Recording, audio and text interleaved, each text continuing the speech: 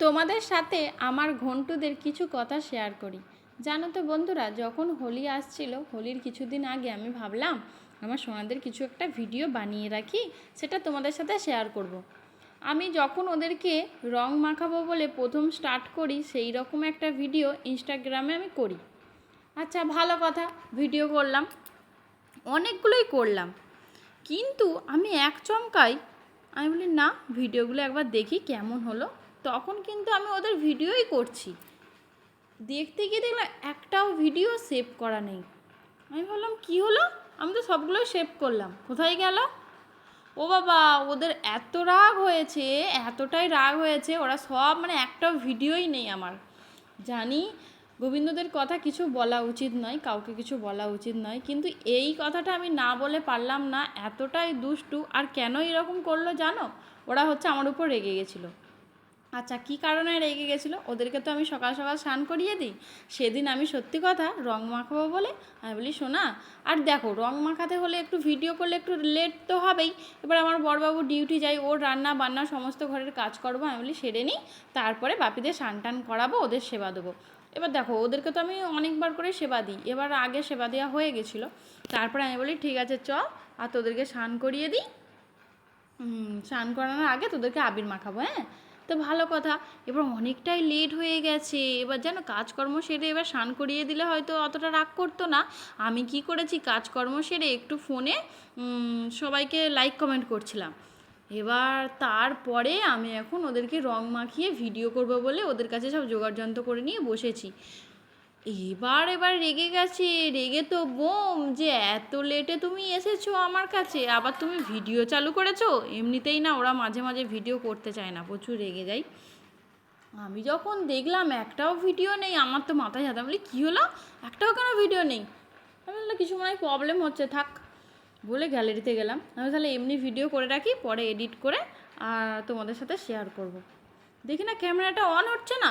এবার গেছে আমার মাথাটা গরম হয়ে, দিয়ে প্রচুর বকেছি, ওদের তিনজনকে প্রচুর বকেছি জানো, অনেক কিছু বলে বলে বকেছি। আমি এই করছো তোমরা, ভিডিও ইনকাম করে আমি কি করব? তোমাদেরকেই তো আমার কাজে লাগবে, ওইগুলো তো তোমাদেরকেই আমি সব কিছু করে করে দেবো। বলো, আমরা যারা বইরা, আমরা তো কিছুই কাজ করি না। দেখো, যতই বড়েরা ইনকাম করুক না কেন, গোপুদের সব কিছুই কিনে দেবে, কিন্তু জেদটা কিন্তু যারা গোপাল সেবা করে তাদেরই থাকে। আমি যেমন সব কিছুই বলি এই কিনবো সেই কিনবো গোপুদের, সেটা আমার জেতেই সব কিছু হয়, আর কারো যেতে হয় না। আমি যদি দুটো জামা এক্সট্রাও কিনে নিয়ে আসি, আমাকে পটাং করে শুনতে হয় এই জামাটা কিসের জন্য কিনে নিয়ে এসেছো। সেটা আমি কারো নাম ধরছি না, আমার ফ্যামিলিতেই। সে যাই হোক, এইরকম ব্যাপার দিয়ে প্রচুর বকেছি। তারপরে আমি বলি চুপচাপ ভিডিও একটা করে নাও, তারপরে স্নান করবে। রাগ, একদম রাগ হয়েছে, দিয়ে প্রচুর বকেছি জানো তো। এবার তোমরা এই কথাগুলো শুনে ভাববে যে কী বলছে পাগলির মতো।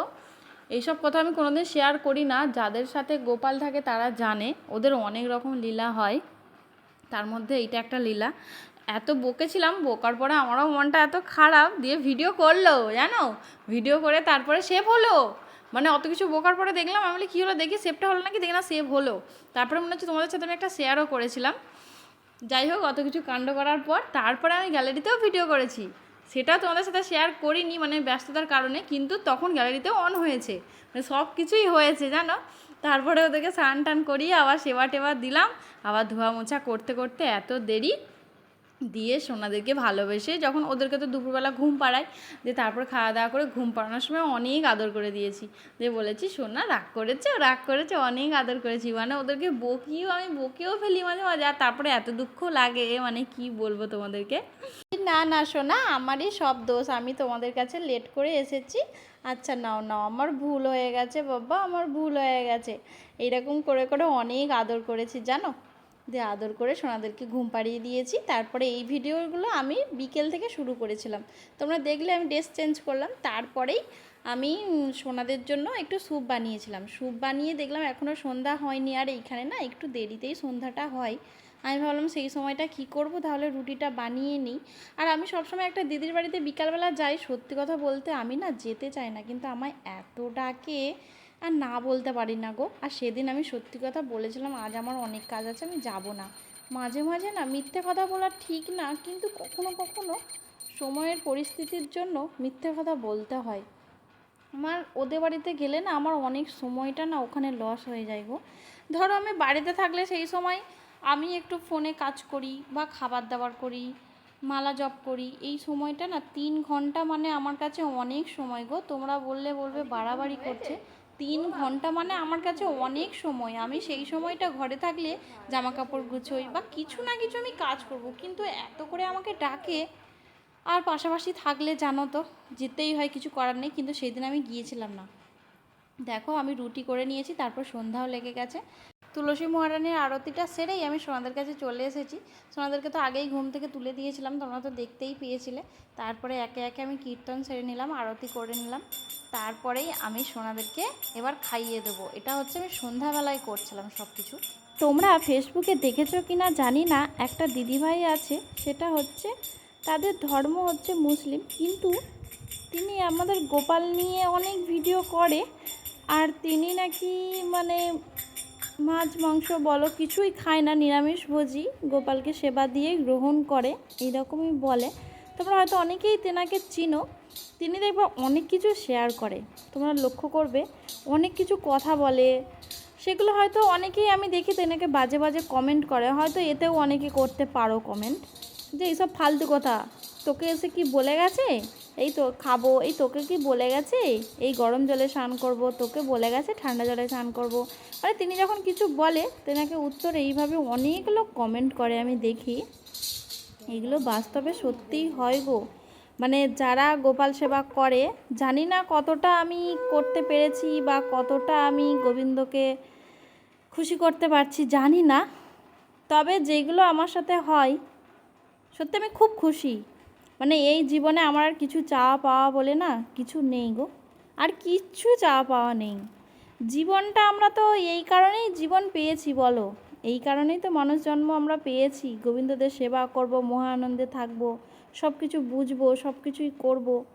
এটা যে আমি করতে পারছি, বুঝতে পারছি, আমি তাতেই খুশি, বিশ্বাস করো আমি খুব খুব খুব খুশি। আর কিছু বলার নেই, এটুকুই বলার যে কেউ যখন কিছু বলবে তাকে কেউ ছোট করো না, রহস্য করো না, কারণ কেউ সুখ সামাতা এই রকম করে ভগবানকে নিয়ে ভিডিও কেউ বানায় না আমার মনে হয়। এবার কেউ কেউ হয়তো ছ্যাবলামো করে, কিন্তু বেশিরভাগটা সত্যি কথাই বলে, হয়তো তোমরা কেউ বিশ্বাস করো না, সেটা তো আর আমাদের কিছু করার নেই। যাই হোক, অনেক কিছুই কথা বললাম, মনের কথা, আমি সত্যি মনের কথা অনেক কিছুই বললাম।